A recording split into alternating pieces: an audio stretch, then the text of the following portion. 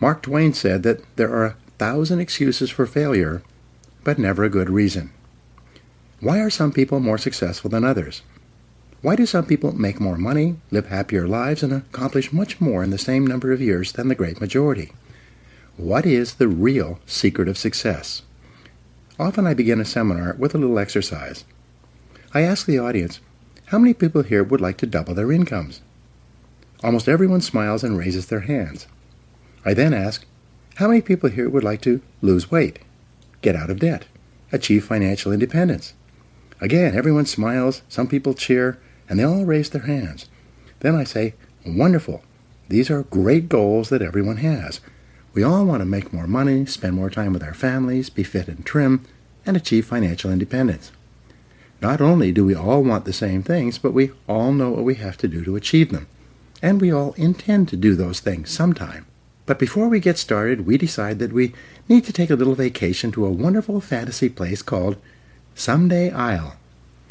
We say that, someday I'll read that book. Someday I'll start that exercise program. Someday I'll upgrade my skills and earn more money. Someday I'll get my finances under control and get out of debt. Someday I'll do all the things that I know I need to do to achieve all my goals. Someday. Probably 80% of the population lives on someday I'll most of the time. They think and dream and fantasize about all the things they're going to do someday. And who are they surrounded by on someday I'll? Other people on someday I'll.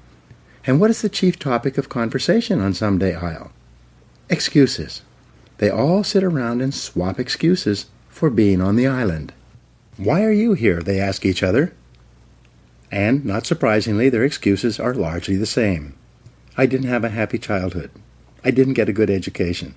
I don't have any money. My boss is really critical. My marriage is no good. No one appreciates me. Or, the economy is terrible. They have come down with the disease of excusitis, which is invariably fatal to success. They all have good intentions, but as everyone knows, the road to hell is paved with good intentions. The first rule of success is simple. Vote yourself off the island. No more excuses. Do it or don't do it, but don't make excuses. Stop using your incredible brain to think up elaborate rationalizations and justifications for not taking action. Do something. Do anything. Get on with it. Repeat to yourself, if it's to be, it's up to me. Losers make excuses. Winners make progress.